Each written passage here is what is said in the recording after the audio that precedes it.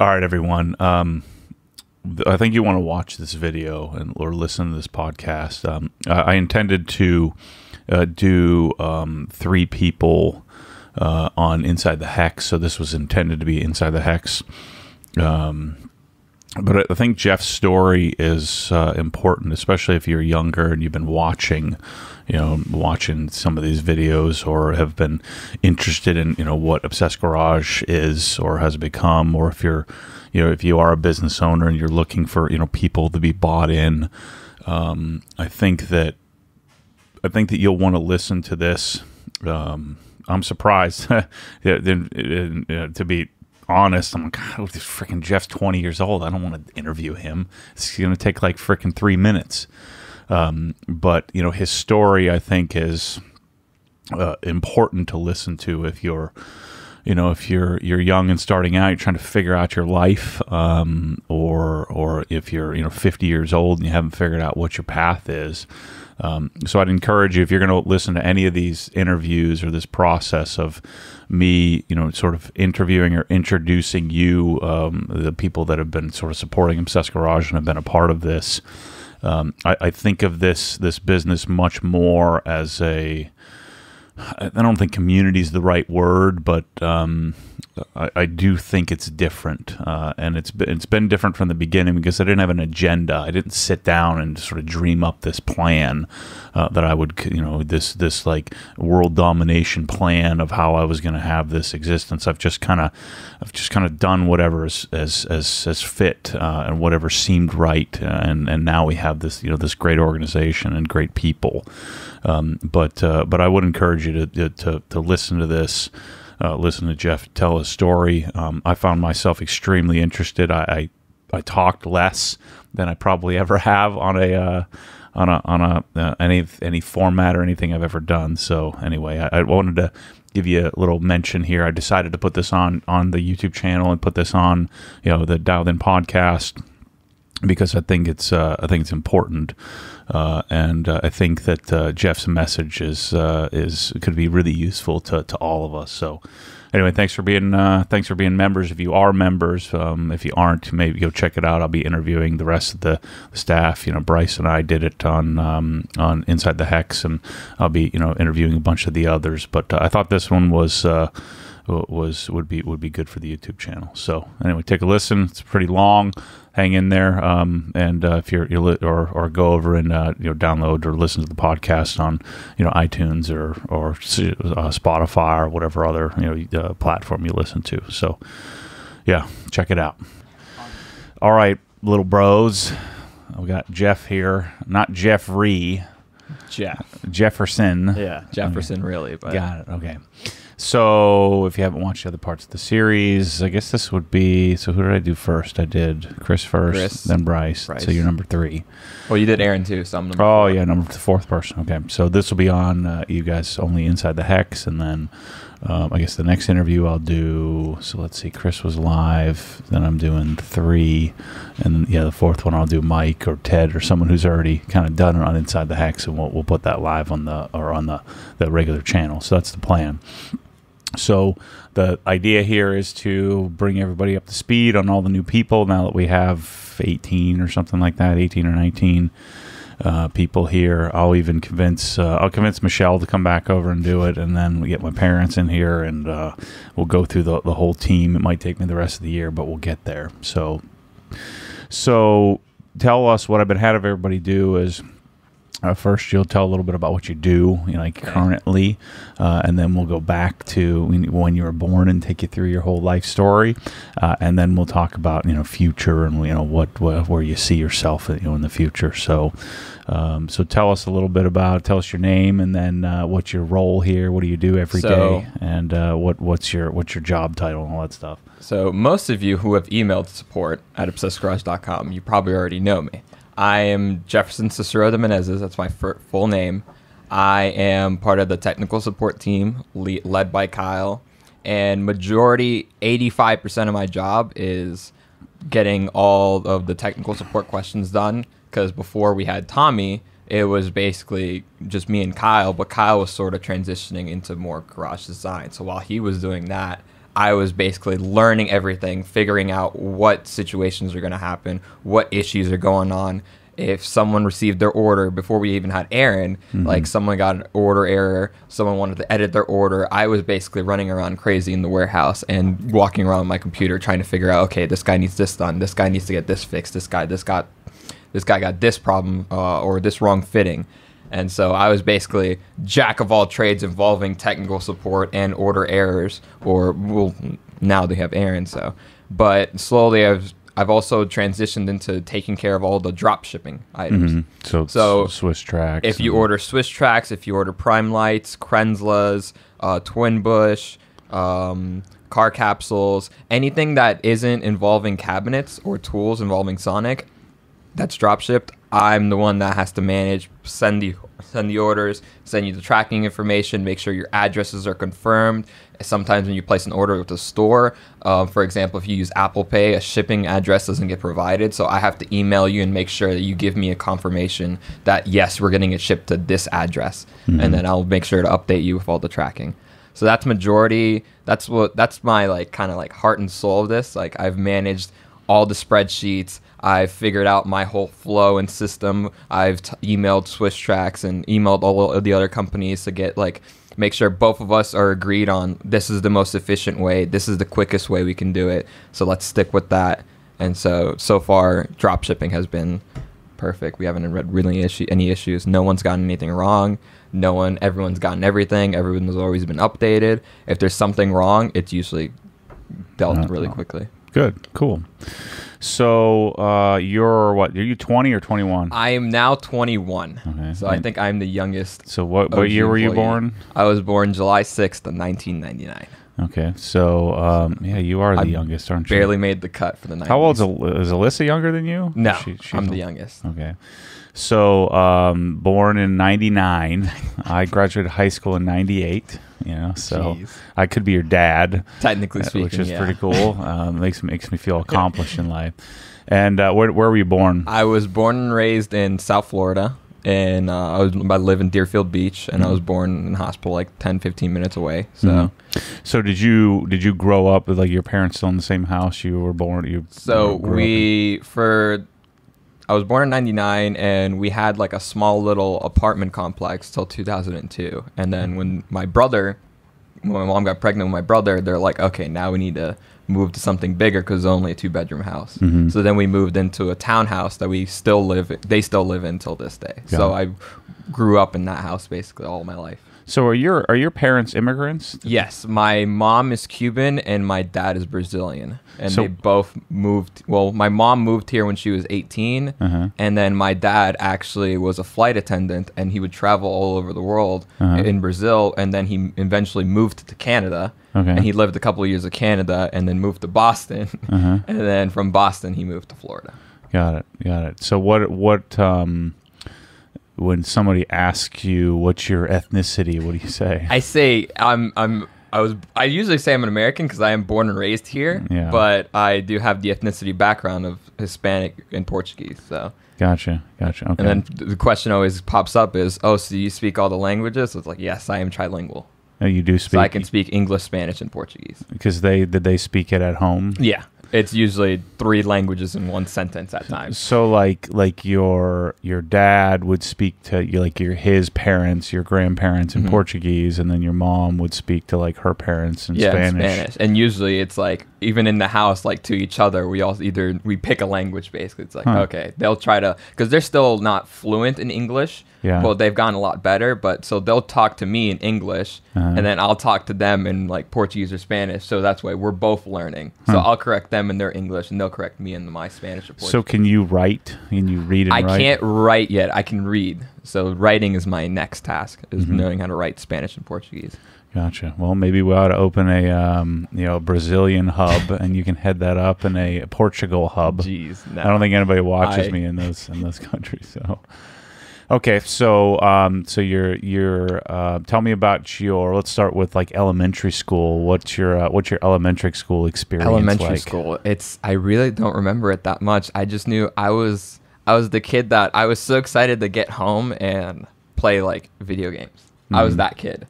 So to me, and my dad told me, he was like, as long as you get good grades in school, you can do whatever you want. So to me, I really wanted to play video games all day, go home and play Need for Speed on my PlayStation. So I would go to school, do anything I need to make sure I did good and get good grades. That way I could go home, show him a report card, and like, I'm free. I get to do whatever I want, which is really sit down at home, play video games. So would you be like hours upon hours? Not hours, but because that's when restrictions are going to line. It's like, okay, you can play for like 3 hours. So, but I made sure it's like, all right, I want that time allowed to play video games. Let me make sure I do everything good in school.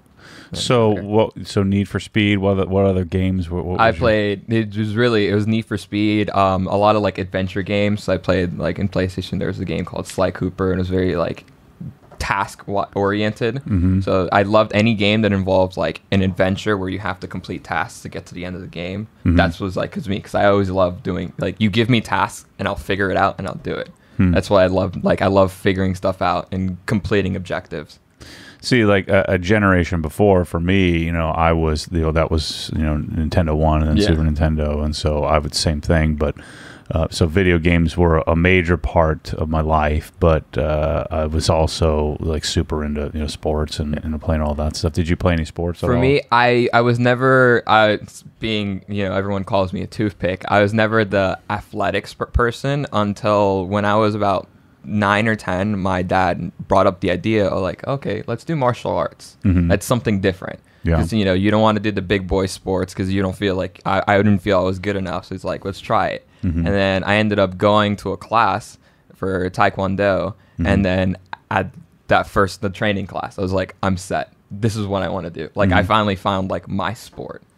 So ever since for 8 or 9 years, I did Taekwondo basically 6 times a day for 2-hour courses. So what? For 2 hours sessions. What belt have you received? I'm a first-degree black belt. So do you still go somewhere here? I lost it ever since both of my parents lost their job in around 2013, 14. And so with that's when, because they couldn't afford to bring me and my brother to Taekwondo anymore. So I lost the straight. So in the end, I became a couch potato, and all I did was go to school and then play Xbox. And then through there, I found basketball. So at your peak, could you being a first-degree black belt, would I still break you in half? You could still break me in half, but I'm very agile, and I could do a full split and break lots of wood. Gotcha. Maybe kick the ceiling. Yeah, and still till this day, because with Taekwondo, you learn stability and lots of you learn reaction time. Because being so stable and having to learn reaction time, that sticks with you. So I have very fast reaction time. I'm still very stable. I'm not as stretchy as they used to be, but I know how everything works. I know how people react. I know how I can react. So it all goes through my head. You can't really explain it. So video games, later elementary school, you're into Taekwondo. So yeah, middle school, beginning of middle school, that was my sport. And then, so is that where most of your friends, you derived, a lot of your friends from that? I derived a lot of my friends. So in the beginning, it was my neighborhood friends.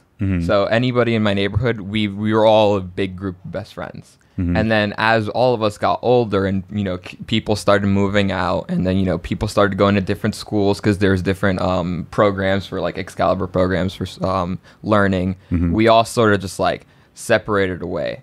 And then through me playing Xbox so much, I ended up meeting a group of friends on Xbox. And then it's sort of, till this day, we're all still friends. So, is your neighborhood elementary school, middle school? Is it a lot of immigrants? They're basically all of us were all the families were immigrants. A lot of first generation. First generation. Yeah. So basically, all of us. Your parents were all from other countries, and we're the first kids to go to college. A lot of Cuban influence, right? Mostly South America, Spanish. Got it. Okay. Cuba's a little further south, right? Would be Cuba's heavy Cuban influence. So then middle school, are you an early bloomer? Are you a tiny little guy? So I was about 6th grade of middle school. I was 5'4". Okay. And then 7th grade, I just skyrocketed to 5'10". And then pepperoni face, like full puberty hit, and I was you would have been like, because I was tiny. I was probably 5'2" until I was like, who knows, like I didn't grow till I was like 11th grade. Yeah, no, for me 7th grade is when I just you're like fully grown in shot 11th up. grade. Yeah, so that wasn't fair. So you would have been beating me up then for a little while then. Probably, but I was still, I was 5'10", but I was still like 98 pounds. Yeah, so I was still the scrawny toothpick. I still am till this day. And so then what about school? How are you doing like early on? Are you what are you into? Like what's your So for me, school was never like, I never really got excited for school. So for me, I was more excited about the electives in school. But for me, still in my head, my dad always integrated in my head like school is the most important thing. Get through it, get good grades. If you get good grades, you will then get success by proxy. So for me, it was, I didn't really enjoy the school learning part, but I knew this is what I had to do, so I'm going to do it. But in middle school is when the whole puberty thing and me losing Taekwondo and like me trying to figure out everything, I sort of lost like the touch that I got for focusing so much on school. So rather than me trying to go for that A, I sort of like, okay, let me get by and get this B-. Like a B- to me was okay. Whereas in elementary school, like if I didn't get that A, like I was freaking out. So through there, it's like, I guess the bad times of my life is middle school. Like I just started slacking.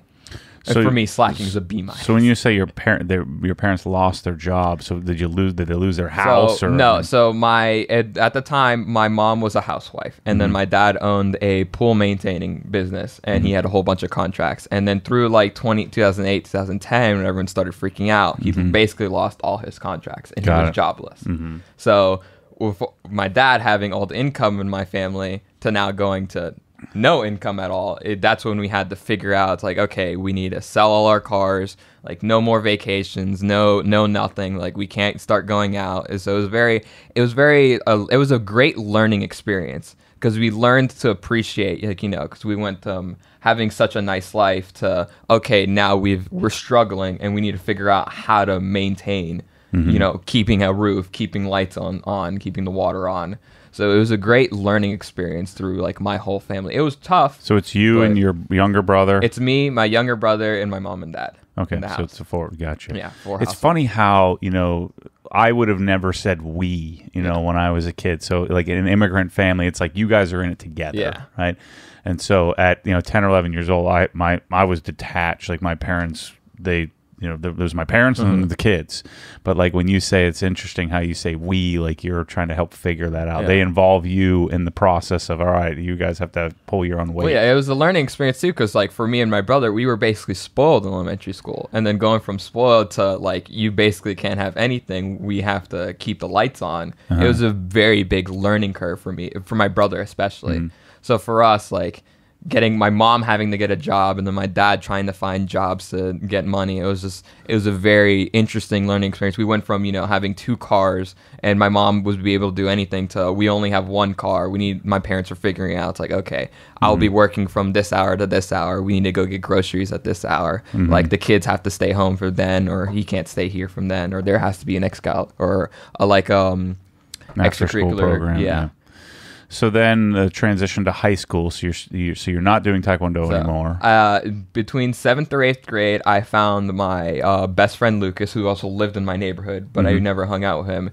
And we were at the bus stop waiting for the bus, and then he was with a basketball. And I talked to him. I was like, "Oh yeah, like I loved watching basketball. I loved watching the NBA, but I never thought I could ever show up to the basketball court and know what the heck I'm doing."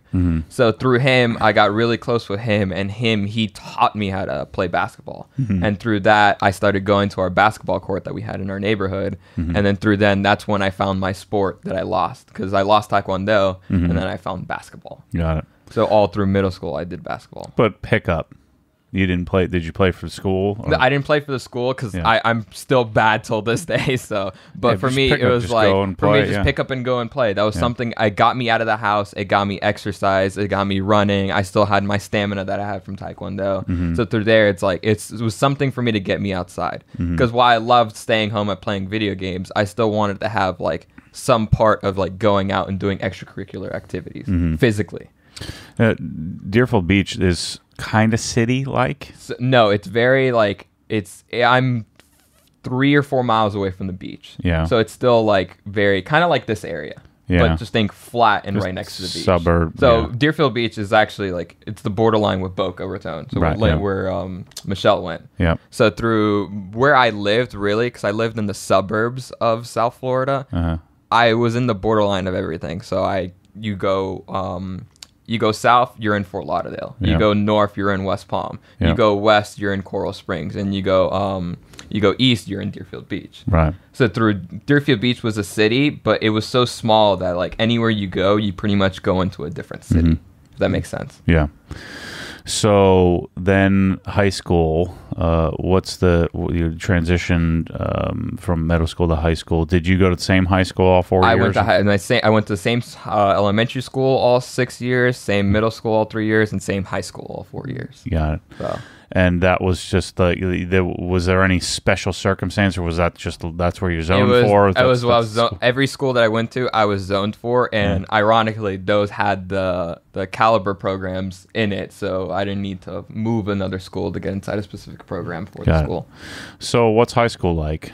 High school for me, it was confusing because I didn't know what to do. I didn't really have much social interaction with people. Unless it was Taekwondo or at the basketball court, my parents didn't really let me go out. They always feared me being out on my own. So like I wasn't allowed to go do sleepovers. I wasn't allowed to like go outside of my neighborhood and hang out with people. I was basically allowed to go to school, to go anywhere in my neighborhood, and that's it. Or if my parents brought me somewhere, I was allowed to go to that place.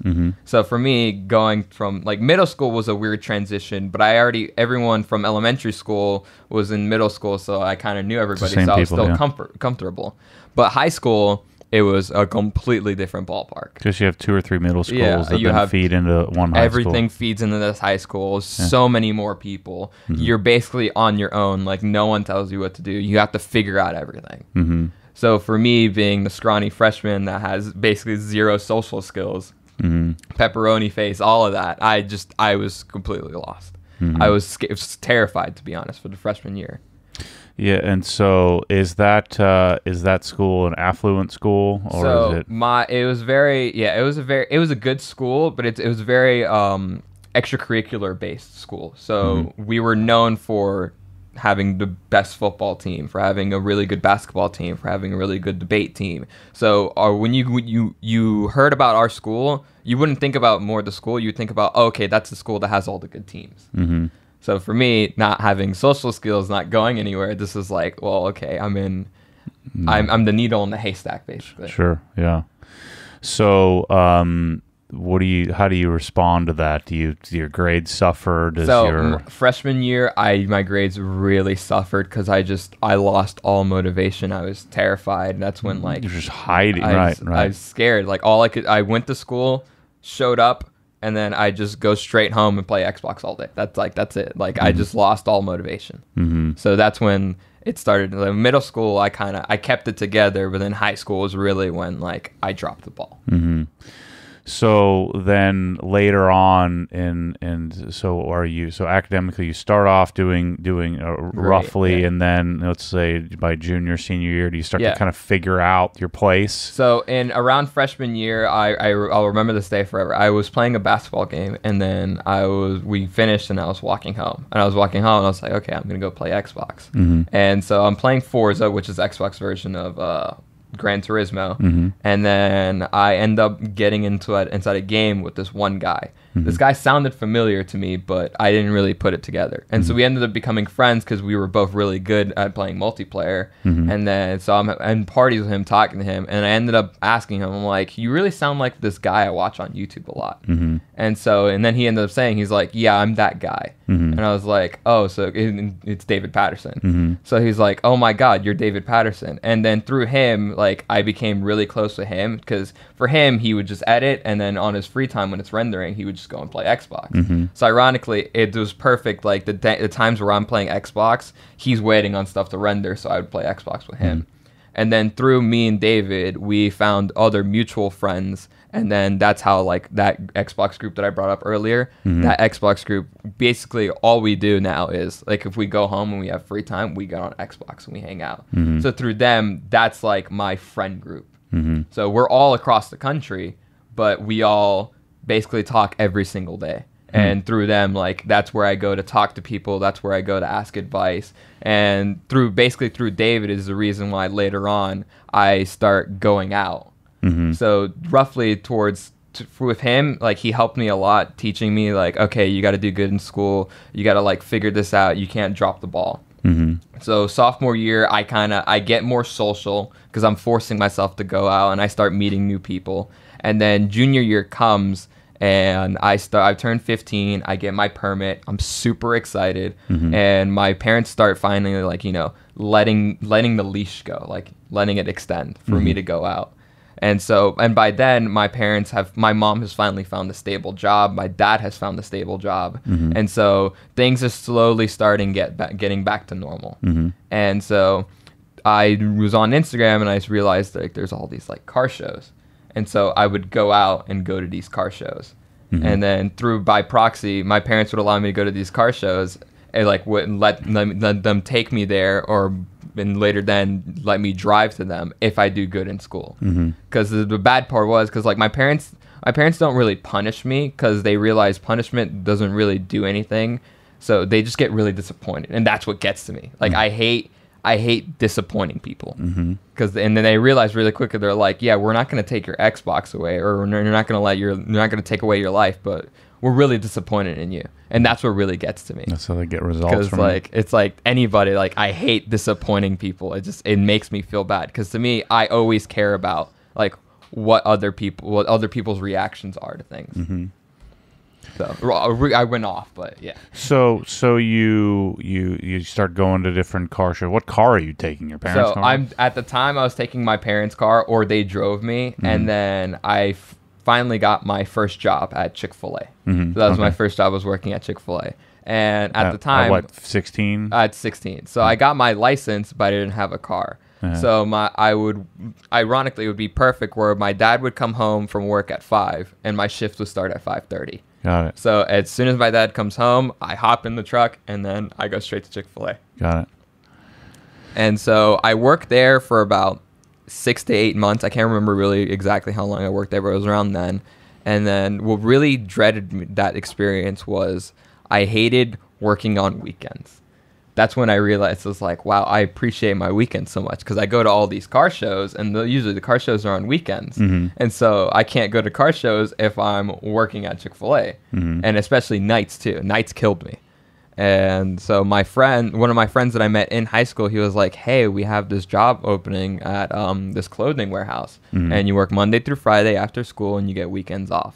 So basically, I basically told Chick-fil-A like, okay, bye. I want my weekends. You're not going to give me my weekends. So I give my 2-week notice to Chick-fil-A, and then I start working at this warehouse company.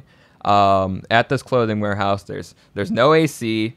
I was a picker, so I had to pick all these T-shirts, and like I was with a whole bunch of older people, but they needed some part-time workers to get the load by when they go to lunch or something has to happen. So I was that part-time employee filling the gaps that they couldn't fill up with the full-time people.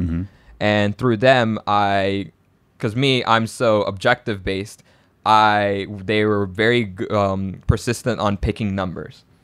So that became like a game to me in my head. I'm like, I got to make my numbers. I got to pick and pull like as much as I can every single day. And through that proxy, I started getting more hours, and then they started giving me raises.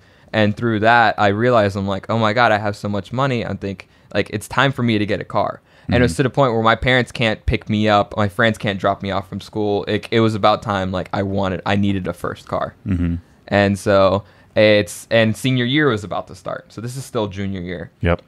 So this is summer of junior year, transitioning to senior. I'm working at the clothing warehouse at that point full time because I didn't have school. And so I've accumulated enough money, and now my goal is, okay, it's time to Jeff to get his first car. The car kid finally gets his chance. And so I've looked, what I really wanted was a 350Z. That was, to me, it was just manual Nissan V6, rear-wheel drive is something I always wanted. I couldn't find that thing anywhere for the budget that I wanted that wasn't like janky. Yeah. And so I found the 350Z at one night, and then I literally told my parents, I'm like, this is the one. Tomorrow morning, I'm going to call them the minute they open and tell them, hey, is this still available? I'm on my way. Mm-hmm. The next morning shows up. I call them, and they're like, oh, yeah, we sold that yesterday. And so at this point, it's the weekend of school is going to start. Yeah. And so my parents are like, you need a car now, because how are you going to get to school to work and work to home? Yeah. And so I'm just figuring out, I'm on Auto Trader on my phone, looking through all like the cars. I'm like, my mom's like, you can get this, you can get that. And for me, like, I don't really like settling. So for me, being the car guy, I'm not going to buy a normal car. Yeah. My dad was like, you can just get a Toyota Corolla. We can get a Toyota Corolla right now. Or like, you can get a truck. Or my mom's like, you can get this smart car. It's cheap, whatever. For me, it's like, no, I needed something fun. Like, if I'm going to invest so much money into it, I want to like it. I don't want to just get it just for the point A to point B factor. Right. So I'm on Auto Trader, and then I find this Mini Cooper out of nowhere. And I'm like, I remember watching these YouTube videos. I'm like, okay, it's the era when Mini and BMW became together. Right. So the Minis are basically little tiny BMWs just with the Mini badge on it. Right. It was boosted. It was turbocharged inline four, the 328i motor. And then everyone says these things are a go-kart. So that day I went there and we went to the dealer. I wasn't old enough. I was still 17 at the time. So my dad was like, I'm trusting you. He signed for it. I finally became a big boy. I got my first car, manual, had absolutely no idea how to drive manual. I learned driving to work that day in the new car how to drive manual. And boy, was it janky, but man, it was fun. And then that's when I basically became an adult. So did you finance it or did you pay for it? We financed it because I didn't have the money for the cash. I had the money for the down payment. Got it. And so I finally got my first monthly payment. I have an insurance payment. I got gas to fill up. Like this is like, for me, it didn't scare me, but I was really excited because I always wanted to be like grown up. I always wanted to be that adult. And responsible. So responsibility. Like I want more responsibility. That's always me. Like I always want more. So for me, I got really excited. I'm like, yes, I got a car. I have to maintain it. I have to pay my payments. I have to budget correctly. So that was like, that's what really got me going. And then my parents were like, all right, now you got to keep working because you got a monthly payment to pay for. Right. And like, there is no like off the hook, like, oh, okay, I'll pay next month. It's like, you got to be on time. So do you still have this mantra of I'm going to work weekdays and have my weekends? Yeah, even with the car. With the car payment. The car didn't scare you into getting a second job? No, for me, I did the numbers 47 million times at the dealership. I'm like, okay, if I keep my hours, I keep doing this. Like, if I don't spend money on stupid stuff, I'm going to be good. And for me, I didn't really spend much money because I didn't go out. Right. So for me, my spending was either on food, on video games, or at this time now a car. Yeah. So for me, it all worked out, really. Got it. It's funny you talk about going out. Where I grew up, there was no such thing as going out. There's so much going on. Yeah, I had all these friends that are like, oh yeah, we're gonna go out. Going to South Beach, or we're going to to Fort Lauderdale. We're going to West Palm. Ice skating, or we're going out to eat. I was just like, for me, I wanted to stay home and play Xbox with my close group of friends because that's where I felt most comfortable, and I didn't spend money. Oh, obviously lights and energy, but I'm at home. I'm saving as much money as I possibly could. So now you have this life transition, right? So you're gonna graduate high school. You got a car. You got a car payment. You got some responsibilities. Tell me about your transition. You didn't go to college, right? So, I went to college. So tell me about your college experience and transition and what and why and all of that. So I graduated high school in 2017, and then I took the summer off. So most people went to school and started school in the summer, but I took the summer off to work, and then I applied and got accepted to the FAU through my grades, because through junior and senior year I really caught up, and you could take online classes through FLVS, and if you got a better grade on your online course, they would honor that grade over the failure grade that you got. So any D's or C's that I got, if I got an A on that online course, they would fill in that grade with that A. My GPA basically skyrocketed. Okay. So because I took all these courses, and then through then I I don't know how I made it, but I barely made it to where I applied to FAU and they accepted me. So I was like, all right, I'm going to college, because my parents' school was always the most important thing. Where FAU's in West Palm? FAU's in Boca Raton. Boca, okay, got it. It's about 5 minutes from Florida Atlantic is what we're talking about. Florida Atlantic, yeah. So to my parents was like, you can do anything you want, but school. So, and this transition to, all right, you graduated high school, you can live under this house if you go to college. Okay. You can work, but you have to go to college. Okay. So I figured out, I got accepted at FAU. I was looking at my courses and I'm like, okay, if I plan this out, if I take the earliest classes possible, and I'll take 4 classes in the morning, I'll have a small little 30-minute lunch break after school, and then I can go straight to work. And I work the same hours I basically did in high school. And through that transition, after I turned 18, and then my first semester in college, I was going through a really rough phase in life, through depression and everything, and depression and anxiety, where I wanted to do something like big, something more like I wanted more if that makes any sense. I wanted more responsibility. So at the time, my Mini Cooper was starting to have issues, as typical high mileage BMWs do. So I was like, all right, it's time for a car.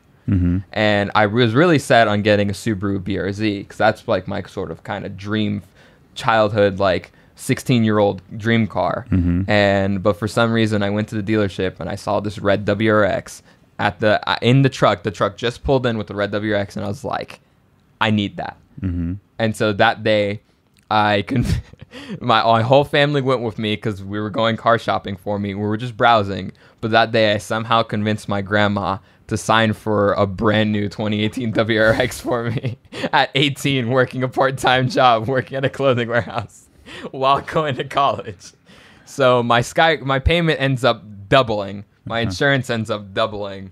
But for me, that was the motivation that I needed, because to me, that means I had to figure this out. And by me figuring this out, I would get my mind somewhere else, rather than me being all depressed and thinking out and freaking out. So for me, that pressure ended up getting me through all of that. So, and plus when I was younger, I always wanted an STI. I couldn't afford a $40,000 car, right? Because I barely could afford a $30,000 car, but I swung for the $30,000 car and said, you know what? I'll figure it out. I'll do whatever I need to do. And at that time, it was when I started watching how to take care of my car. So I was like, I have a brand new car. This is me. I'm like the first owner. Like, I got to take care of this thing for the next guy. Because for me, like, I'm always about the next step. Like, what is next? So for me, I went from the Mini Cooper. Now I got the WRX. I'm like, okay, what's after my WRX? So I have to take care of it. And then that's when I'm going to all these car shows, Cars and Coffee. The Adams Polish just had a huge booth. And I'm like, oh, okay. They have to have good stuff, that's all premium and they look nice. So I started buying Adams products, and I looked up on YouTube and was like, am I doing this right? Like, how do I wash a car? And that's when I found your Adams car shampoo bottle or Adams car shampoo video. And then it was that night, like I had one of the most biggest anxiety attacks of my life. And then I found your video, and then for some reason your video was so like relaxing. It made me so relaxed. I was like, I got to keep watching. So ever since that night, like for the past next 2 weeks, all I would do was watch every single one of your videos, no matter if it was a 5-minute like instructional video or if it was a 50-minute wash and talk. For me, for some reason, you were so interesting to me that like I got to keep watching. Because to me, in my head, like I didn't really have like an idol. Being around, like, because a lot of my significant friends are significant YouTubers, so I'm around all this like famous people. So I lost like the trait, like, oh, okay, yeah, like congrats, you're like famous. I had no one to look up to or no one to like go googly eyes for. And then I found you, and I was like, wow, this is what it feels like. Like, I love this guy. I wanna be this guy. Like, whatever he's doing, he's obviously doing it right. I want to do it. So by watching all your videos, I was so interested. So I wanted to learn about you. So I watched all the interviews, all the I call it a documentary. It basically is. I watched all the wash and talks to learn about you, how you react to things, how you think about things, and then that's when I also found the love for the GT3. And so through there, because like, oh my God, like I've always liked Porsches, but I never understood Porsches. And then you explaining it, I was like, that's it. Like whatever he's doing, like that's what I that like I felt like I was doing what you were doing, if that makes any sense. So you're starting to get into car care. You have the WRX. You're working at the furniture warehouse. I'm working at the clothing warehouse. I'm also doing college full time. So I have it. It was part time. I was working 38 to 45 hours. They just didn't give me full time because they didn't want to give me the benefits because they didn't want to spend all that money. And you were good because you're under your parents' plan anyway. I was under my parents' So plan. how are you? Who's paying for school? So through school, I got a couple grants, and FAFSA ended up paying for most of my school. So and FE is dirt cheap, isn't tuition like $2,000? Or I'm in like state, so tuition's like $4,000 to $6,000 a semester. Oh my gosh! So FAFSA took most of that chunk, and then I got a couple grants from debate in high school. Then that helped me with that. So I basically went to college for free. Right. Free.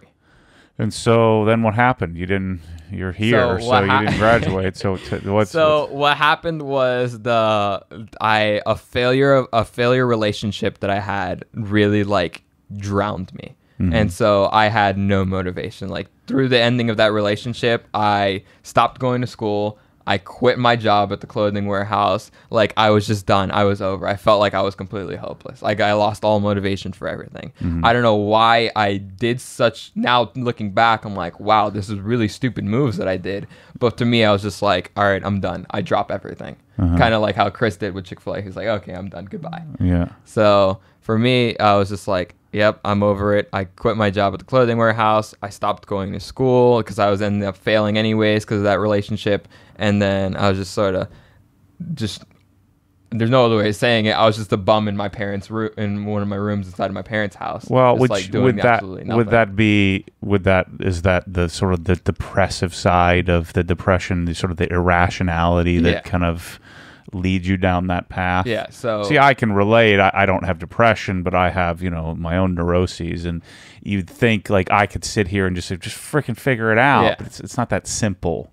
It's easy. It's easier said than done. Yeah. And so through that phase, I realized I had enough money saved up to where I was like, okay, I can do absolutely nothing for 3 months, but I have to figure out in these 3 months, what the heck am I going to do while like still basically moping around, all looking dreadful.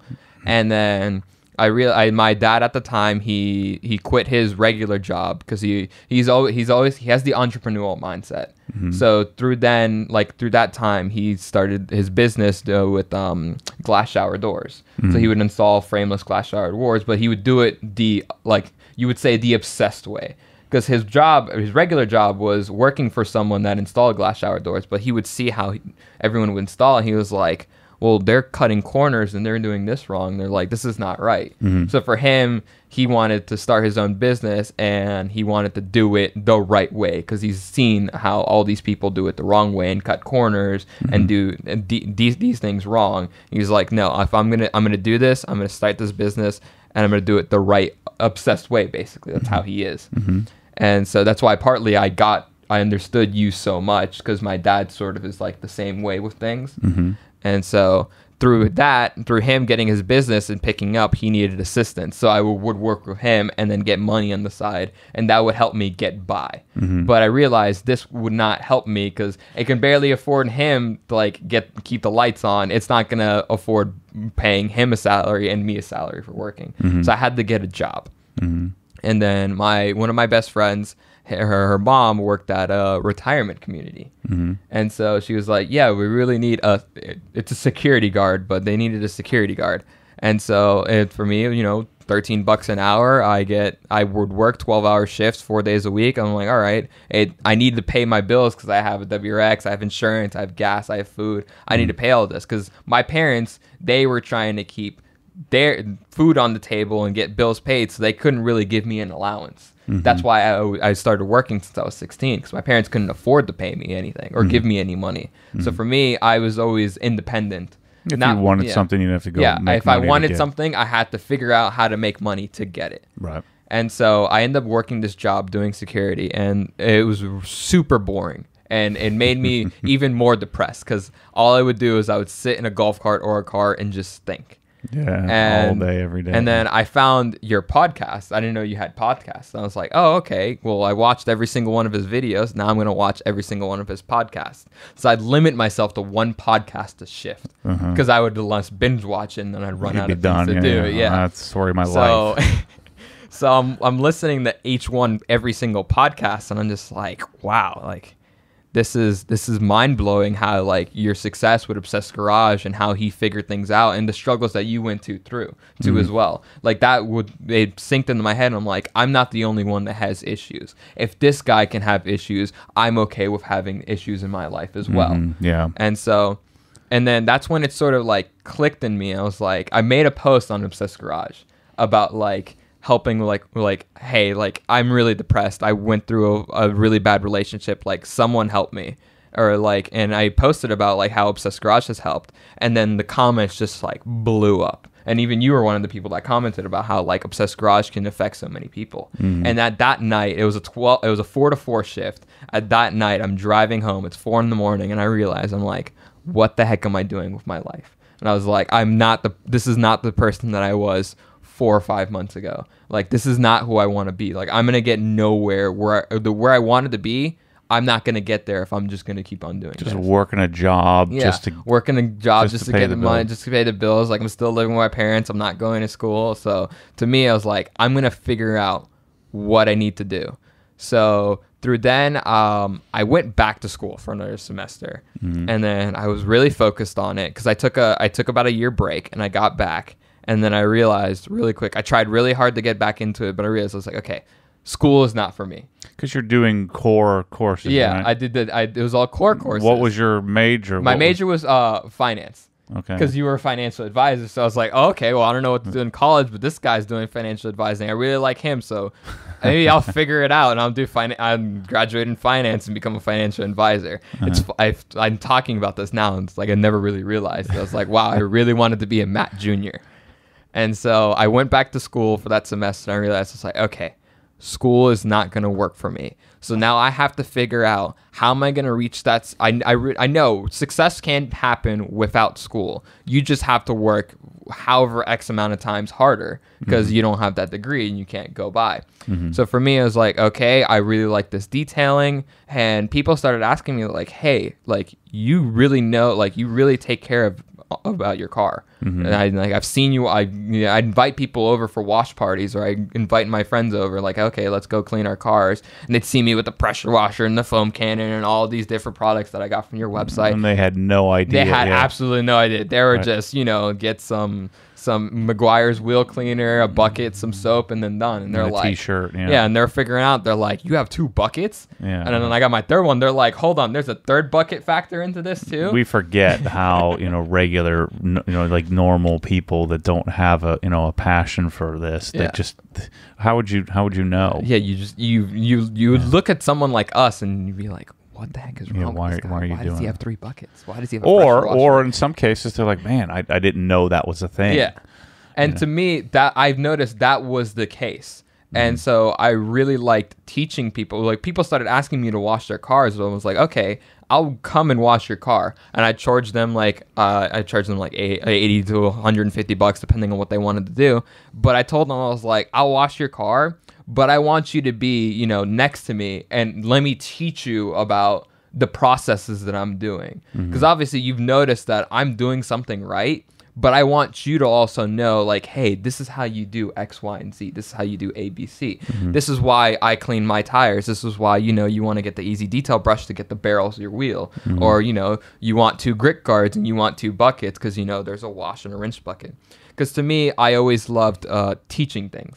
I always loved, not teaching, but explaining. Yeah. So that's why I love Taekwondo so much, because the Taekwondo, the higher belts you get, you end up kind of teaching the younger people or the younger ranks below, like, okay, you need to do this, this, and that. You learn quicker by teaching. So through everything, like, I freaking loved explaining things to people, because people, they think I'm crazy. So for me, like, explaining things, they won't think I'm crazy anymore, and they'll get it. Yeah. And I thought about becoming a teacher, but I realized like teaching is not what I want to do. I like explaining things. I don't like teaching things. Yeah, you'd have to go back to school. Yeah, you have to go back to school. That's another factor. I was like, I don't want to go back to school. Yeah. And so through them, through all my friends, and it became like the pyramid effect, or the tree effect, how the branches started going off, and now I have everybody messaging me like, hey, I want you to wash my car, I want you to detail my car, I want you to correct and coat my car.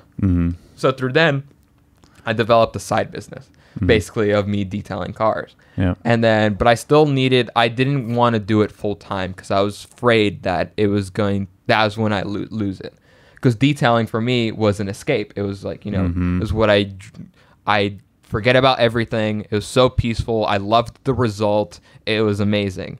But I knew if I did this full time, I was going to lose it, because then I would see it as a job. I'd see it as something dependent. Because to me, if it's a side gig, if I lost it all, oh well, it was my side thing. I wasn't dependent on it. And so I needed a full-time job to kind of figure it out. So one of my best friends, he owns a restaurant. And so he was like, hey, if you want to work at the restaurant, like, you can get it. You can work for us, and then you can get your shifts, and you make a quick buck, and then you can also do your detailing too, because the schedule was very flexible. Right. And so, and all in between this, when I realized like I didn't know, when I quit the security job and I realized like I need to get my foot back together. For me, I always wanted to do like my, how do I say this? My wish list. So I really wanted to travel. I wanted to go to Georgia. I wanted to go to these car events. I wanted to go to this music festival in Las Vegas. And like, for me, doing this side gig and doing this full-time job, like, those were fueled by me wanting to do these vacations and escape. And that's when I remember there was a Georgia trip where I wanted to go to this event called Grid Life. It was a racing festival, basically. And so I emailed you, terrified of my life, and I emailed you. I was like, hey, I'm going to Georgia. Orlando's obviously on the way. I was like, can I stop by and like get to meet you and take a tour of the place? And so I take vacation off. It's time. I'm driving back up to Georgia, and I'm like terrified of my life, because you responded back with just, hey, shoot me a text when you're on your way. And I'm just terrified. I'm like, this guy just gave me his number. You see it now. I'm like, yeah, it's whatever. Come on. I'm like terrified. I'm like, I'm texting you, and you're like, you're not messaging me back. I'm like, oh my God, is he going to show up? So I end up leaving Turnpike. I drive through Lady Lake. I'm like, what the heck is this place? There's like absolutely nothing. It's all boring. And then I finally like, oh my God, here's the OG building. And I park, and I told you I'd be here at 7:15. I parked my car at 7:13, and I let 4 minutes go by, and I'm just like, he didn't text me back. It's a Sunday morning. Like, I get it. He's not going to show up, or he's probably sleeping. Then I opened my door because I was going to take a picture to post on the Facebook group. And then out of nowhere, I just hear a screaming GT3 RS. And I guess you took the long way and you came through that way. And I'm like, oh my God. Like, I was starstruck. I was like, here he is, D. Matt Mormon. Yeah, I don't remember that. This is like, this is 2018.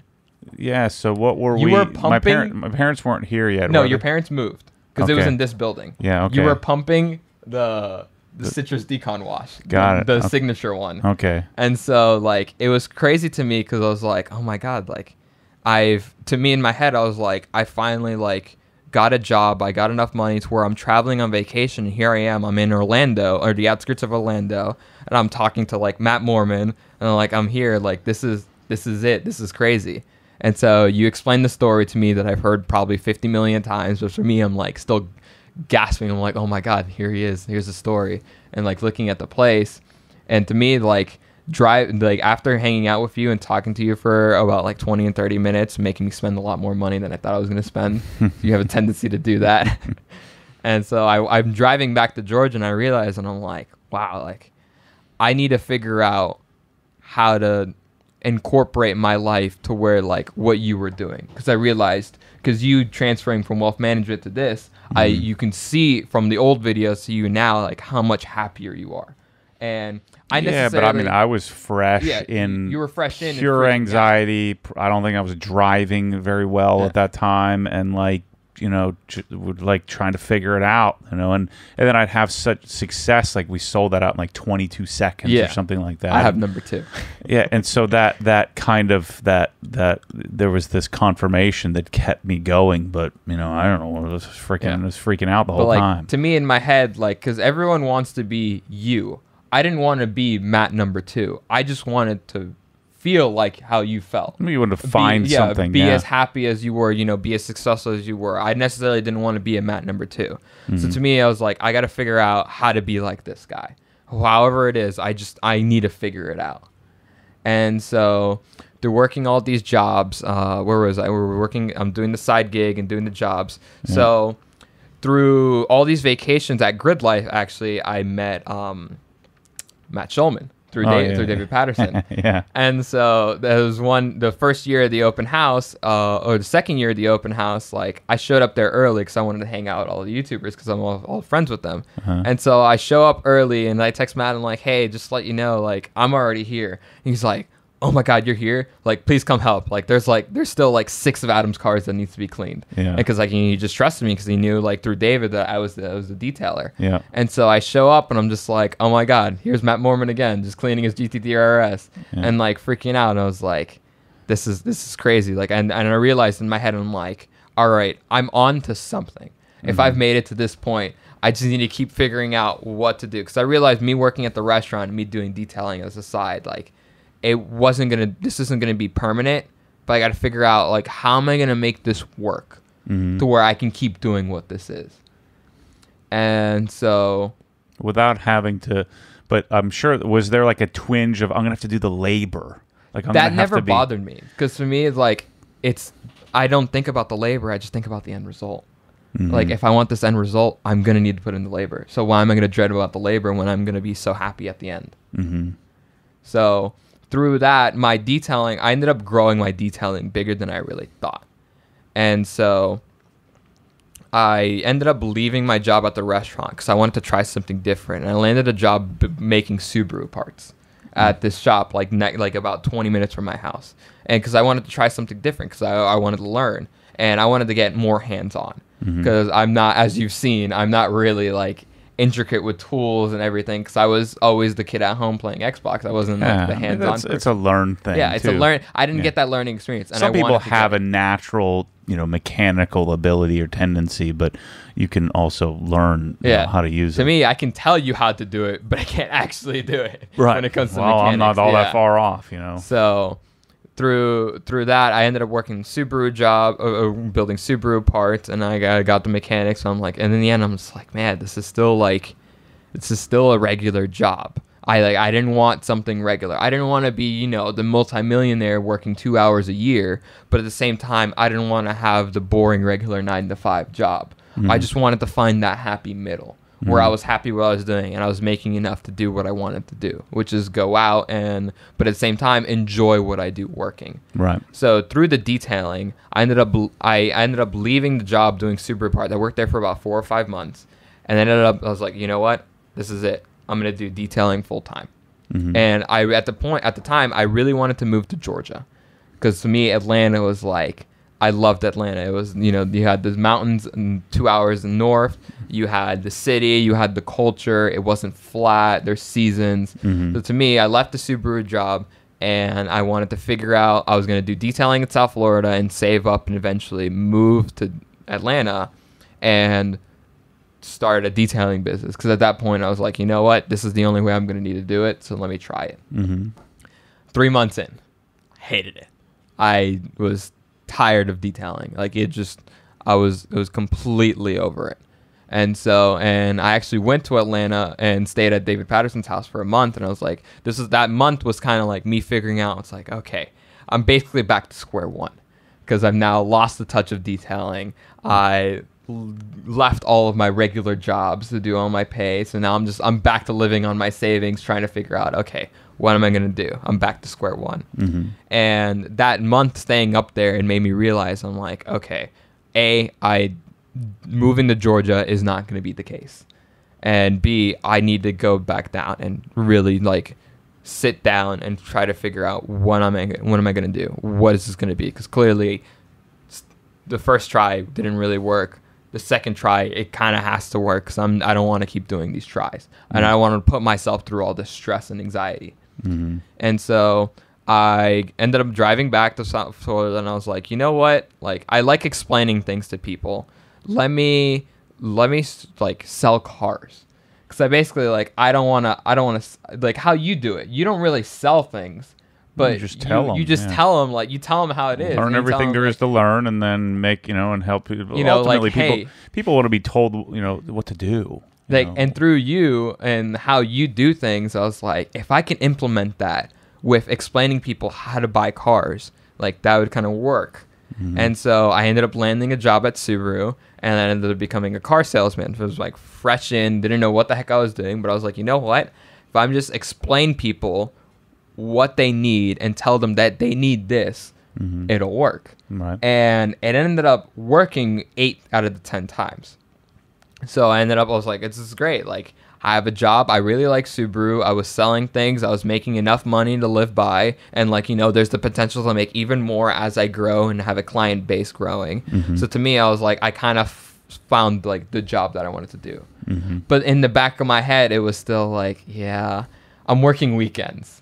Like, I have to work the Sundays. I have to work the Saturdays. I have the dreadful hours. Like, that was always in the back of my head. But I sort of found something that I was okay with. But when I realized that, like, I was just okay with it, that's when I realized, like, this isn't it. If I'm just okay with it, it's not good enough for me.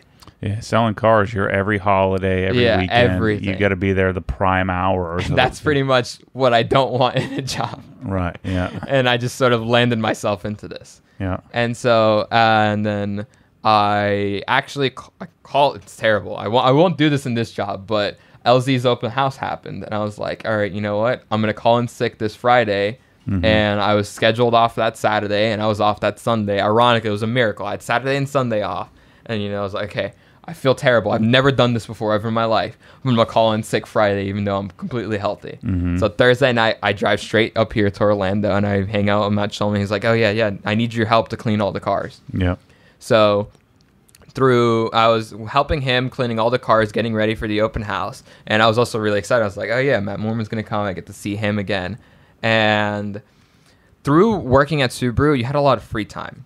And how I said earlier, how I was always wanting the next thing when it comes to cars, I was always shopping for my next car after the Subaru. And there was just something about like the Mustang GT that like I really loved.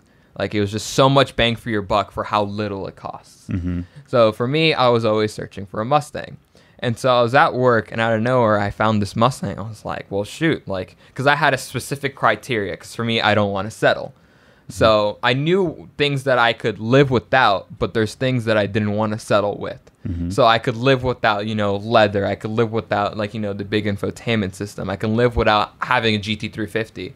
But for me, like, it had to be a Mustang, it had to be a GT, it had to be manual, it had to have the performance package. It also had the wing delete, so just the regular spoiler. And so I'm shopping through Auto Trader trying to kill some time at work at Subaru, and then I find this Mustang for sale in a dealership in Orlando. And I'm like, oh shoot, this is a performance pack, it's manual, has the wing delete, it was traded into the same dealer I bought it from. And I'm like, well shoot, I'm gonna be there this weekend hanging out with at the open house. So that Friday when cleaning cars, we took a break, and I was like, hey Shulman, I'm gonna go to this Ford dealer and look at this car.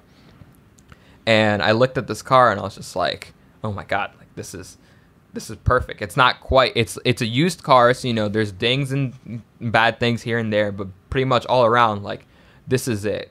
And I'm one of those people where I'm very impulsive. But I'm impulsive, but I don't really go through with it unless I'm really confident.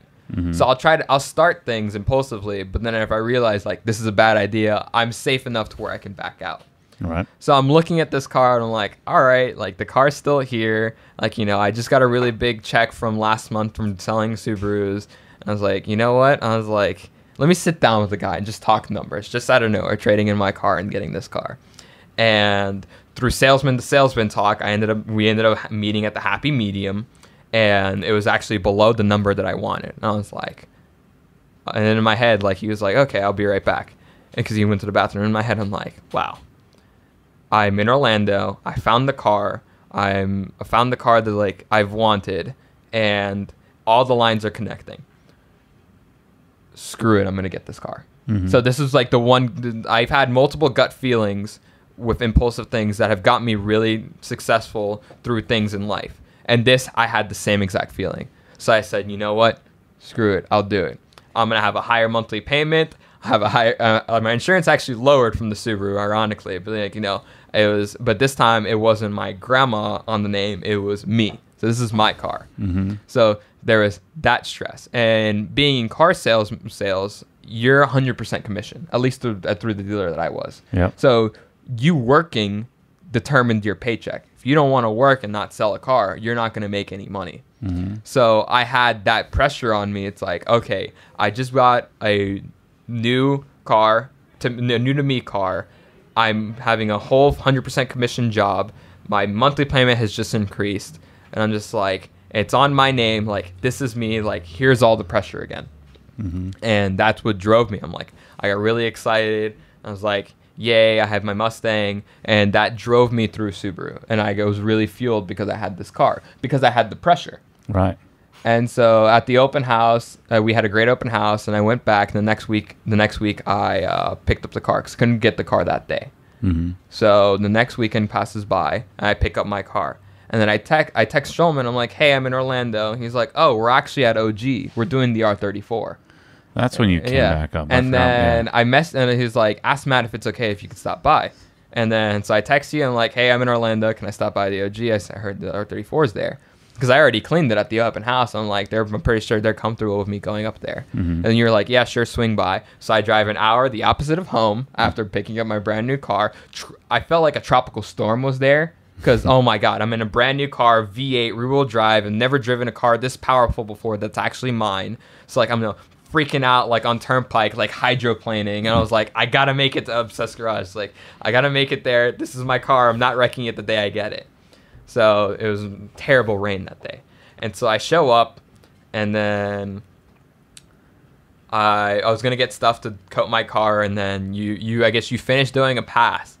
And then I opened the door, and you're like, oh, what's up, man? And I'm like, hey, yeah, I'm here to get to your stuff. He was like, well, are you going to help or what? And I was just like, well, guess I'm staying here longer than I intended on. So I got all my stuff, and then Shulman gave me a polisher, and I was like, all right, let's do this R34. So then I ended up doing that. And then through that, I made a lot of posts. I found out recently, like 2 weeks ago. I'm making all these posts on Obsessed Garage, and they started blowing up.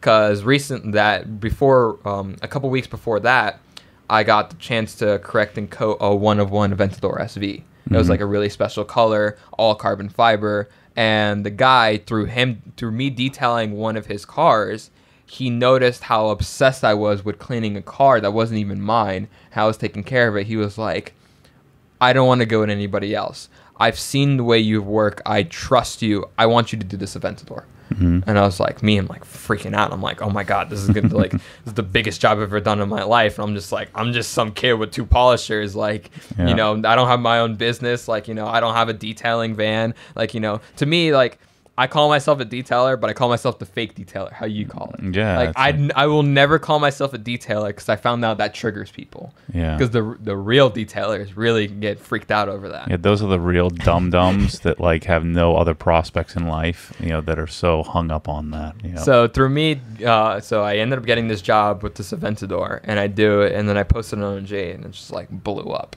And then I made the post about how I got my dream car, and I'm doing, I helped you guys with the R34, and then that post blew up. So I guess, I don't know if it was just Jonathan Edwards. I don't know if it was just him or multiple people. I guess people started messaging you like, hey, this kid needs to get hired. Like, someone needs to hire this kid. It was just the one guy. I had already made a decision. Me, Kyle, and Chris were sitting here, and Kyle's just like, you just see it in his face. He's like, I can't keep up. And so I'm sitting here, and I'm like, I forget who I'd just hired before that. And maybe it was Mike. And I'm like, God, freaking hire another person. And then I'm like, but if Kyle's going to freaking jump off the roof. And so that's when that Jonathan Edwards sent me a message, and I'm like, yeah, what about Jeff? He's that kid I keep seeing him everywhere. He's always showing up. He's always running around doing stuff. And so then I talk about impulsive. I just freaking pick up the phone and I call you and offer you a job on the spot. So I'm at Subaru, and like I was having one of those dreadful moments. I was like, yeah, like I just did this, and I was like, I got a car, and I really don't like this job. Like I'm sort of stuck here. I got to figure it out. Now you're on the hook. Next thing you know, I get a notification on Messenger, and then I see Matt Mormon accepted your friend request. Matt Mormon just messaged you on Instagram and like, hey, can you give me a call? This is the day after I bought the day after the 34. Yeah. And I see that, and I'm absolutely terrified. I thought I messed something up on that front bumper. And I'm just like, oh, God, like, I'm on the hook for something. Like, he's, like, here to, like, rant to me, like, why'd you do this, that? And so I go all the way to the back. I sit inside an STI, and he was like, you were like, give me a call. So I call you. And all of a sudden, like, I'm, like, terrified. I'm shaking in this car, like knees shaking, arms shaking, everything, freaking out, like heart beating. Like I got my watch notification, high heart rate. And then you're like, hey man, this is Matt Mormon from Obsessed Garage. I'm like, hey, how's it going? He's like, yeah, I have Chris with me. And then you asked me the question. You're like, so what do you do? I was like, yeah, I work at Subaru. You're like, how do you like your job? I'm like, yeah, it's all right. And then you hit me with the line that I'll never forget the rest of my life. He's like, how do you feel about moving to Orlando and working for me at Obsessed Garage? And I knew you told me stop. You're like, don't say yes. I want you to think this out, figure it out. You're going to be moving to Lady Lake. There's absolutely nothing around here. This isn't Oviedo. This isn't Party Town. Right. Like, realize this is going to be a big transition for you. But in my head, in the back of my head, like the second you said that, I was like, this is it. This is that thing that I was looking for ever since. I don't know what I did for this domino effect to happen, for me to be for it to lead to this point. But I was like, this is it. Like, I'm in. Like, if it fails, if I get fired, if I wasn't good enough, like, I would at least know I had the opportunity and I tried. So you really told me, like, give me a couple days to think about it. But then as soon as I hung up, I was like, that's it. Like, I don't know how I'm going to do this, but I'm going to figure it out. I'm moving to Orlando, and I'm working for Obsessed Garage. So I ended up calling David Patterson, and her girlfriend was really close to me. And I'm like, hey, like, this just happened. And they're like, we know how you are. You need to do this. Had I been to David's house yet? Yeah, I was the reason why you sent the Krenzel and went to David's house. Yeah. So that was 2018. Right. So he knew me then. Yeah, he knew you already. Yeah. Right. And through meeting each other at the open house. Right. And then he was like, I know Matt, and he told me, he's like, I know how Matt does things. You have seen how incredibly successful for how he is. You should take this risk. Like, if I didn't take this risk doing YouTube full time, I wouldn't be at where I am now. Think about if you didn't take this risk, where could this have led you? And so I called them. I ended up calling my other best friends from the Xbox group. I ended up calling Evan Shanks. And I'm like, hey man, like, you've also took this, because he took the risk of doing YouTube full time and how successful he is now. And I called them. He was like, hey man, look at me. I was like, I took the risk, and it led me here. Most people don't succeed, but like, it's going to eat you alive if you don't say yes. And we'll be very disappointed in you if you don't say yes, basically, because this is the once in a lifetime opportunity. And so I was like, all right, I got 3 people telling me yes. I'm going to go for it. Here's the time to call my parents. So my mom, I watch the YouTube on the TV in the living room, and I watch your channel most of the time. And so my mom watches it with me, so she's ended up becoming an OG fan by me watching it. Right. And so, but my dad dreads your monotone voice, because he's so tired at the end of the day, and he hears your voice, and he just falls asleep. He's like, I'm not watching this guy wash his car again. Nope, I've already done it too many times. And so I call him first, and I'm like, hey, Dad. He's like, hey, how's it going? How's work? I'm like, work's good. He's like, okay, like, what's up? And I was like, that guy that we always watch on the TV that washes his cars? He's like, yeah, Matt. And he's like, he just offered me a job. No hesitation. He's like, so you're moving to Orlando? And I'm like, I'm going to try. He's like, okay, we'll go home, and we'll talk about this. So I ended up asking all of my really close friends about this, and they're all like, super motivational. They're like, okay, you got to do this. It's going to be tough. You're going to move out. You're only 20. Like, this is a lot for you. We understand, but like, you just got to do it. Mm-hmm. And so I get home. My mom's so disappointed. She's like, you're moving to Orlando. And because I'm a mama's boy. But she knew, like, with Obsessed Garage, how, like, close I was with this, whatever we can call this thing. It's so, this can be called so many names. You so can see yourself yeah. sitting in a chair here. Yeah, she knew how much I loved Obsessed Garage as a YouTube channel and how much stuff I've bought and how like, this has drawn me to, like, working on cars. That she knew. She was like, I don't want you to leave, but I want you to leave. Because, like, I know this is for you. So having my mom's approval and my dad's like, you know, if this is what you truly want and this will make you happy, I'm all up for it. So at this point, I get everybody's approval. Now it's, okay, I need to figure out how the heck am I going to move to Claremont or move to Lady Lake. And so I end up looking for places, but, you know, very wise Jeff getting a car with a higher monthly payment, I realized I was like, I'm doing the math for all the numbers and all the bills. It's like, all right, I'm going to have health insurance. I have this. I have the car payment. I have insurance payment. There's no way I'm going to be able to live on my own. So I had to figure out how to, like, move in with someone else or figure out a really edgy place to live in and, you know, risk getting my car breaking into or stolen every single day. And so through that hunt, I just couldn't find anything. And then I found out in Lady Lake, there's something called there's income restrictions for certain neighborhoods. So you can't make a certain amount and live there. And like it's like basically poverty wage. And so I was like, well, all these places that I could afford, I can't live in there because I make more than poverty wage through working all these jobs and the side income that I have. So I'm just like, well, I'm out of luck here. I'm out of luck here. And I can't find anyone to room with. And so basically, like, in my head, I gave up, but I was too afraid to text Chris, like, hey, like, I'm sorry, I can't move. So in my head, I'm like, I basically gave up for a week. And then I got really, really sick. This was, at this point, you guys had the week off for Christmas, and this is New Year's Eve. And about like December 30th, the day before New Year's Eve, I got really sick. And then New Year's Eve, I felt like I was dying. I checked my temperature, and I had 105-degree fever. And for me, I'm like, I don't want to go to the hospital. And I'm like, life is collapsing. I can't find a place to move for Obsessed Garage. Like, I'm going to end up losing my dream job and opportunity to do this. And it's like, I'm just going to end it here. I'm only 20. I didn't get to live my life. And so I was like, you know what? If I'm in my bed and this is how I'm going to go, I might as well. It's fun. It's so funny how my mind works. And my last thing I want to do because I'm thinking I'm dying. Last thing I'm going to do, I'm going to waste the $40 and go and subscribe to Inside the Hex and watch all these videos. So I binge watched all the Inside of the Hex videos. And then I watched one of the videos where you were talking about how you were hiring all these people and how you were going to like, you're going to figure out like, all right, everyone's going to have a certain position and a certain task. And, you know, because right now even though we're 19 people, which is a lot, we still all have multiple things to do. And so I was watching your video on how you want Obsessed Garage to go and how you're going to narrow things down to where everyone has one specific task to do.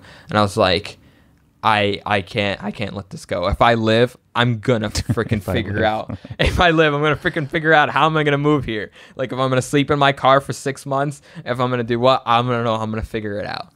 And so I go back to work and I start looking at work for places, and I ended up finding up this person that had a room for rent.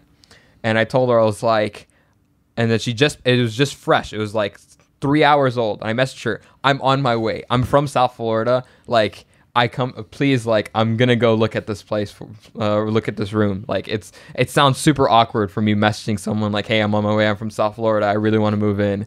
And it's like, it freaks people out, but for me, I'm just like, I gotta figure it out.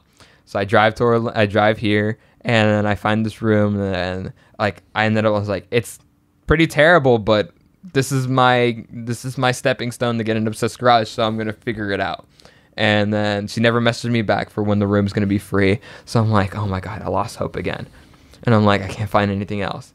Then this other lady, this other person, she posted a room for rent. And I was like, for some reason, like the way her description was, the way how she laid out everything. She had a video showing like the whole house in the room. And I emailed her. I'm like, is this still available? She's like, yes. And I was like, okay, this is going to be a really weird ask, but I don't work Friday. This was Monday at the time. I don't work Friday. I will drive. I'm originally from South Florida. I'm trying to get a job. I will go there Friday to look at the place. If I like it and everything's good and you agree with it, stay there? I'm going to give you my deposit then that day. Like, this is it. Like, this is mine.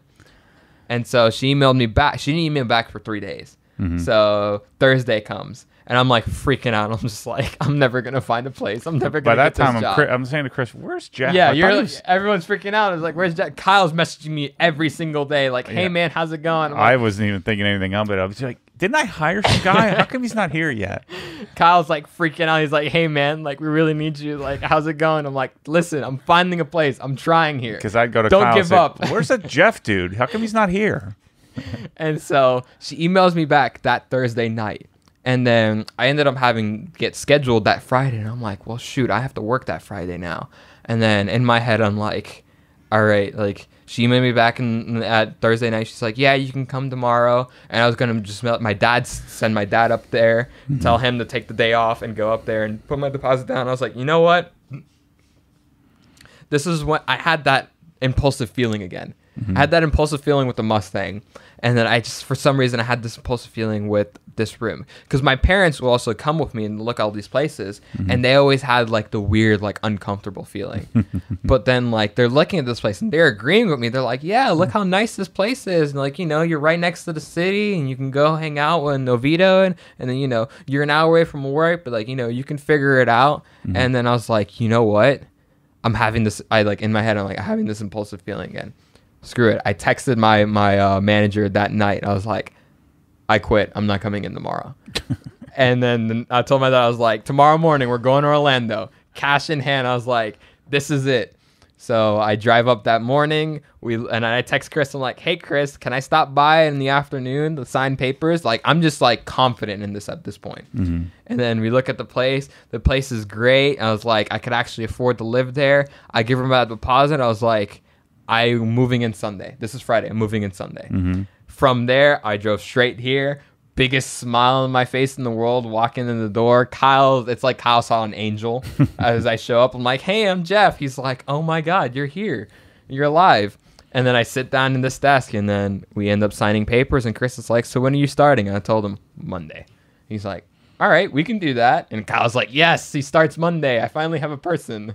So I'm still confused. You just this is like a regular house, right? This is a regular house, and I rent a room. And so you walk in the front door, and you go use the kitchen. You live with these people. I don't cook, but yeah, I really don't do much. I just sleep and then eat a lot of takeout food or make ramen.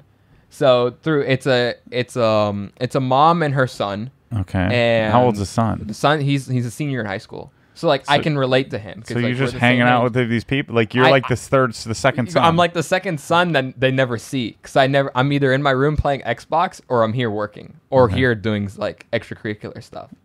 So I'm only at that house to sleep. Or but like, Xbox. There's not like a separate entrance for you. No, there's like I just walk in the front door. I use the garage. I use the kitchen, the fridge, the laundry room, and they don't mind. Cause do you park in the garage? No, I don't park in the garage. That's for them. But yeah. I park I have a driveway. That's what I'm happy about. But yeah, they're like they don't, because they rented before. So this is to help them pay the mortgage. Yeah, for the it's house. help them pay the mortgage. Yeah. And her older daughter just left to go to college, so she's like, yeah, I'm gonna rent out her room. And we rented before. What does this lady do? She goes to school full time. I really don't know. I don't know what she does. I just know she goes to school. Maybe you live with this. I live with them, but this is the craziest thing ever. I've been fascinated by this since the beginning. I'm like, where do you live? You live with just some random people, and I was thinking about this when you were like doing like, all right, we're gonna do interviews, and I'm like, Matt doesn't really know who I really am. I've worked here for 6 months, and I've talked to him probably about 10 times in my life. Right. So. Yeah, well, that's part of the reason why I want to do this is for myself. So I can get to know people's stories. I've hung out with you so many times, done so many things. I work for you now for 6 months. You still don't know what. Well, it's weird because people know my story because I put it out there, and so there's no need for you to ask me anything. Yeah. And so then, and I'm not naturally very social. So, And for me, like I've incorporated through all these Washington talks, and rule number 1 is don't annoy Matt. Well, I mean, but yeah, I think all of you guys understand. Like, I'm not like I don't. Like people expect me to be something. Yeah, I'm just a just regular screwed up dude. Yeah, like everybody else is. Yeah, and then through working here, I realized that I'm like, okay, he's just another one of us. Yeah, That's it. Yeah, with it, I've taken more risks, and have gotten lucky, and I have like a certain subset of neuroses and things that kind of worked out. So you live with this lady. I don't know what she does. I know she works. I don't know what she does for a job because I really just go there to sleep or play Xbox. I really see them because I don't interact that much because because they only see me when I'm walking to my room or I'm leaving my room. They probably love it then. It's perfect. Yeah, they don't, but I don't mind. They don't mind. It works out perfectly. That's great. How much does this room cost you? $500 a month. Shoot, that's a lot of money. All for a room. utilities included, though. Yeah, that's true. But to think about it, getting my own place, it'd be $1,000 plus utilities. 900 plus. Yeah. So for me, like having that much or only paying that much, it's not bad, and it's bigger than my room I had in South Florida. So for me, I have my room, I have my own bathroom, all utilities. I still like this idea of I might buy a house and then I'm have waiting for you to purchase this house. 3 or 4 of you live there and take care of it for me, and then everybody pays me $500 a month, and I could buy a $500,000 house. I think it would work great. I buy a $500,000 house with like a 4-car garage and some land or something and a pool, and have you and pick the OG house. Who are the 4 dudes that want to live there? I mean, what is a $500,000 house? A mortgage would be like $2,000, and just have everybody pay rent, and Boom. I'm gonna do that. The hardest thing is the transitioning, moving into here. Yeah, for me being 20, I don't necessarily have the cash flow to put first and last in deposit and pay for utilities and everything. And especially my guess now, I impulsively bought a Mustang and drained all my bank account. Well, my guess is that it would be a revolving too, as people kind of grow up and move out. People would move out as they become right. I'd set very specific rules, like frickin' girlfriends living in here, no animals or anything like that. It could be kind of cool. Have a bunch of clean people, and I'd buy some. I'd end up coming over and hanging out all the time. I'd end up buying TVs and stuff for it so that I could come watch it. Yeah, I think it would work out because then we would get the OG spec level stuff because you would want to hang out there all the time. So we'd get the nice TV, we get Swiss tracks, we get the flooring with the Crenza solution. Yeah, I should just do it in my own freaking neighborhood. Just buy one of the houses. You could also, what you could do as well is you could make that as like kind of like a tour. Like when people come to look at garages, like, hey, this is what you can do. Look, why don't I build a house? And that way I could build it so that it's set up for this idea. Build it where you have like 4 bedrooms that are all like 4 master bedrooms or something. Where it was kind of a unique setup, and have like 4 master bedrooms in the corners, and then you have a like a kitchen, living room or something, and then you have a larger garage where everybody can park, and then we can display stuff. That's a darn good idea. That'd be great because then you could also bring stuff there to display, and then you can bring people over like, hey, this is what you can do for your garage. And then the garage design aspect. And then you as renters or you get lower rent, but then I get the place paid for, and then in 15 years I own it. Yeah, and then someone always has, when you hire someone, especially from out of state, they have a guaranteed place like you can live here. Yeah, and it'll work out. I think it would be a good idea. Yeah, I've been thinking about that. I just thought of right now. Why don't I just build it? You have a place in the neighborhood. Isn't there land just for sale? Buy a lot, build it in my own freaking neighborhood. Yeah, then I can keep an eye on it. And then you could also build that garage that you've always wanted to do. And everybody has a requirement; they have to babysit for me, and somebody has to come and cut the grass and all that stuff. I think it would be a good idea. All right, I'm going to think about that. I'm going to talk to a builder about that. I'll talk to. So I think probably you, Aaron, Lewis. Oh my God. Tommy, you'd all live. Tommy probably Tommy, no. He's more grown up than you guys are. Who else is there? There's only 3 of you right now, aren't there? Because Mike is grown up. Yeah, Mike is Bryce grown wouldn't up. live with you guys. No. Yeah, so I'd have to think about that. I'd have to hire someone just to help pay rent. So, Or what I do is just pay everybody $500 a month less. Yeah, and then it's already taken out of your pay. Yeah, right. So that's your life story. So now, Just of it, yeah. One of the things I talk a lot about with, on Inside the Hex and stuff like that is talking about this, this narrowing or this idea that people can carve out their own path. And I don't know that everybody's going to be able to do exactly what they want to do in their life. And there'll probably be some people that outgrow, or either the organization outgrows you or you outgrow it and move on. But my wager is the vast majority of you guys that are here from the beginning will probably be here for a long time. And so if you could write your own story knowing what you know now, what would that look like? What do you think the future, what do you see as the future of this place and with you in it? What would that look like? So I've been a big supporter of this whole Obsessed Garage thing and how making it a destination. So, and I can see that happening very quickly, but in fact, I can see it happening. Like the fact that it can happen in the first place, I already see that. There's probably a lot of other kids that weren't as bold as you that would appreciate coming to something like this. And so if we created an excuse, like there was a real reason to, and you didn't have to like reach outside of your comfort zone to come here because, if you freaking come here, I don't care. Just don't bother me. Just show up and don't make it a big annoyance, and you can come whenever you want. You come every day. I don't care. And we'll put you to work and doing stuff. So we create a destination. What are you going to do for it? What do you want to do? So right now I do the technical support aspect, but I love what Chris does, how he's the business manager, how he's tackling 87 million things. Because that's how I am. I love tackling all the different things. That's why I'm so good at the whole technical support things. Like, oh my God, I have 87 emails to do. I got to figure out how to answer every single one of them the right way, and then in the meantime of the 8 hours that I'm here, and also manage doing drop shipping, and then manage helping Kyle, and then manage helping with Krenzo's situation or whatever the heck is happening, because there's something new here every day that happens. And so I love that aspect, but I know that's not what I want to do forever. I like technical support. I would love to eventually help make a team of technical support people, and not necessarily, I hate the word lead, but help people grasp what to do.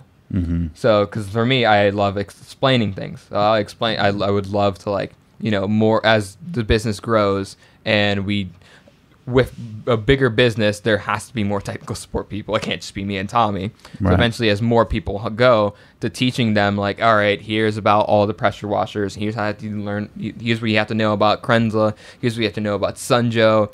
This is what you have to do. This is how you reply to people. This is how you make them feel like they're still comforting. Make them realize hey, we're here to help you. We're not just here to okay, get whatever you need and then leave. Because that's the biggest thing about us in technical support, or what Kyle has done. We wanted to make it feel like the customer is involved.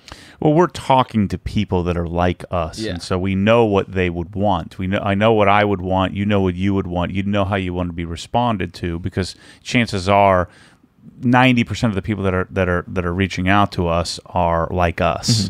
And there's 10% that are ridiculous and need to die and go away, but 90% of them they're like us, and so you want to take care of people that are like you, because that the vast majority of those people you'd be buddies with if you met them. They're just trying to figure out what we've already figured out. Right? Yeah. Right. Got it. So I would love to build a team to help control that, but eventually I love the whole business aspect of Chris obviously has a lot of weight on his shoulders because he has a lot of important tasks to do, and I've always wanted to get inside that business related. I don't want to be the CEO, but I want to be significant enough to where I have a really important role in the business that this business needs me. I needed, I can't slack. I need to do this. I need to figure this out. If there's a task, if you show up and it's hey, I need this figured out. Okay, I need to do what I need to do. How do I do it? And how do I tell Matt in a promptly manner, okay, this is done. This is taken care of. Yeah. So through seeing Chris do manage all of this, that's really what I want to venture off to, is into becoming like Chris's number 2. Well, and you think about that. I mean, when we talk about narrowing, so each one of these departments, you have the business aspect of things where you have to do the financials and HR and accounts payable and receivable, and you're solving importation, and so there's going to be all kinds of different places to fit. And it might take us 15 years to get everybody fit in the right spot, and some people will be trying different things, but I would envision, again, if we go to Canada and Australia and the UK, we're going to have all these logistics that we're going to have to work out. And I've said this to all the other guys. I think of it like a Pentium, like an Intel processor, and think about like an i9 chipset now. 20 years ago was unfathomable. There's just no way that you could comprehend the complexity of that. And so just think about every single day, like when we first adopted, trying to figure out when I was trying to figure out how to set up Boxify on Shopify. Now it seems so crude and so simple, and now we're going to scanning, and we're going to have iPads at the workstations, and everybody, all these guys have kind of built processes. I've seen the spreadsheet that you guys use, and it's just like incomprehensible that we would have had that. You could do that, and so I think in the future there's going to be all this sort of narrowing of positions and narrowing of responsibilities, because the responsibility gets bigger. So a small responsibility becomes a big responsibility, which necessitates a person or some sort of automation to be able to solve that problem. And so I think my role, because I don't have a job, I have more of a position, and so my position is to be able to sort of hopefully see that, and then eventually have you guys start to fill, and then start to figure out who needs to be inserted in those positions. And the way that you solve that is you just keep showing up and you keep doing a good job, and know that in time those opportunities, I think, are going to come. I think everybody can see that here, that as this thing reaches and grows, and worst case scenario, we're all having a freaking blast, and at some point it's maybe not enough money, and you leverage that to go find a job that would pay you more. That's worst case scenario. Best case scenario is everybody gets to make more money than they ever hoped that they make, and they get to do what they want to do. And so that's how I feel. Like, hopefully there's no compromise, right? So hopefully you get to have both of those, and I'm confident that it would happen, but it's hard to even see at this point. But I'm excited. I think having these conversations and having people listen to this and see this, I hope it's helpful to like other business owners and other people, and I hope it's helpful for you to kind of craft your story, and it helps me in getting to know who everyone is, and so that way, and I'm asking you these questions by design, right? I want to know what you want to do, and that doesn't come up in casual conversation every day, especially when I'm doing my thing, and so. Thanks for sharing your story. Thanks everybody for watching. It'll be really interesting to see, in 5 or 6 years from now, we go and re-interview everybody, and assuming everybody's still here. Great. It's going to be a fun. And hear that you've now have a house and a dog and a family and all that crap. So I finally found like my thing. Yeah, cool. All right, people, we'll catch you on the next one. I don't know who I'm going to do next, but we have 15 other people to do. So thanks for listening. Thanks for watching. We'll catch you soon.